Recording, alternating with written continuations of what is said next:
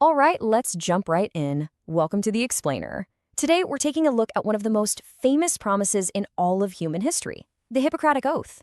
We're going to break down the absolutely fascinating journey of this text. How it went from being just an ancient code of medical etiquette into the literal backbone of modern medical jurisprudence. So, here's the big question. Is a doctor's oath a legally binding contract? Think about it. When a young doctor puts on that white coat and recites these ancient words, are they just, participating in a nice little tradition? Or are they entering into a strict legal agreement with some seriously severe consequences? That is exactly what we're going to unpack today. Let's see if this ancient ritual actually holds modern legal weight. Section 1. The Father of Medicine, a rite of passage in ancient Greece. Now, just think about this massive chronological leap for a second. Hippocrates, the father of medicine, lived way back between 460 and 370 BC. Back then, taking this oath was quite literally a rite of passage for new healers. Fast forward to the year 2002 and right up to the present day.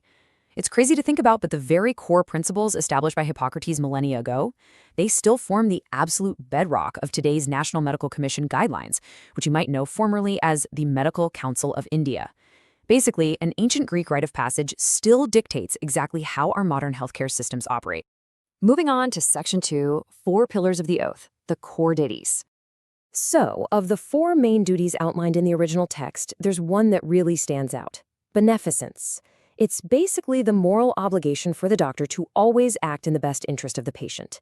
Now, I know that sounds super basic to us today, but historically speaking, codifying the idea that the patient's well-being literally has to come first was totally revolutionary. And these 4 pillars we're looking at, they aren't just historical artifacts anymore. As you'll see, they are strictly legally enforceable. Primum non nocere. That's a Latin phrase that translates to the primary duty of non-maleficence, which simply means to do no harm. But right here is exactly where history collides with modern law. You see, breaching this specific duty today isn't just some moral failing. It carries major legal consequences.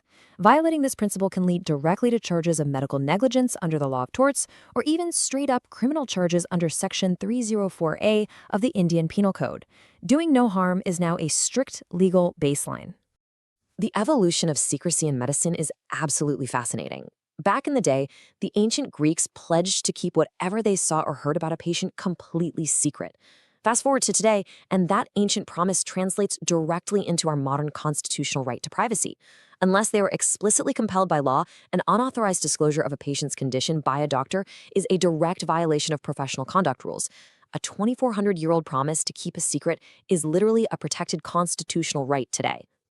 Now, obviously, not everything from the ancient world fit perfectly into the modern one, right? The original text strictly forbade both abortion and euthanasia. But as medical science and societal ethics evolved, modern law had to modify those strict prohibitions to actually fit our current healthcare realities. For example, we now have the Medical Termination of Pregnancy Act of 1971 alongside specific Supreme Court guidelines that regulate passive euthanasia. So the oath definitely adapts, but that foundational respect for human life, that absolutely remains intact. Section 3, From Promise to Indian Law, when ethics become enforceable. So in India, the Hippocratic Oath is not just some symbolic gesture meant for nice graduation day photos. Far from it. It's actually deeply legally integrated into the Indian Medical Council regulations of 2002, specifically the ones covering professional conduct, etiquette, and ethics. This right here is the official, legally enforceable framework. The oath is literally the blueprint for this modern law. And these broad moral concepts, they translate into very concrete legal implications for modern doctors. First up, maintaining the honor of the profession is strictly required, and failing to do so leads to a charge of official professional misconduct. Second, while the idea of consent wasn't exactly spelled out in the ancient text, modern legal interpretations of the oath completely necessitate informed consent before any procedure is done. And third, rooted directly in the oath's duty to help the sick, doctors are legally bound to provide immediate aid in emergencies. Speaking of emergency care, it's bound by some incredibly high-stakes legal rulings. Take the landmark Supreme Court case Parmanand Katara versus Union of India. The court clearly stated, doctors are legally bound to provide immediate aid in emergencies. Essentially, the Supreme Court took the underlying philosophy of the Hippocratic Oath, that fundamental duty to help the sick, and used it to mandate that immediate emergency care is a strict legal requirement, one that entirely supersedes any procedural delays. All right, Section 4, Modernizing the Ancient Oath, Adapting for the Present. Now, the original Hippocratic Oath actually had doctors swearing by Apollo, the Greek god of healing, which, doesn't quite fit the vibe of a modern hospital. So instead, we have things like the Declaration of Geneva. That's the modern global adaptation used by most institutions worldwide, including in India. It removes the archaic elements while keeping the core ethics totally intact. But recently, the National Medical Commission introduced the Charaka Shapath as an alternative. This version focuses on indigenous medical ethics. It aims to ground the modern Indian doctor in their own rich historical traditions, while still maintaining those exact same universal moral standards. Section 5, The Ultimate Cost, the Consequences of Breaking the Oaths. Because this oath really serves as a doctor's moral constitution, and because it's been officially codified right into statutory law, the penalties for breaking it are incredibly steep. We're definitely not talking about a slap on the wrist here. A violation of the principles enshrined in this code can actually result in full criminal prosecution. Or it can lead to the absolute ultimate professional penalty, removal from the medical register. And let's be clear about what removal from the medical register really means. In the legal and medical communities, it equates to what's known as civil death. It is the complete and total termination of a professional medical career.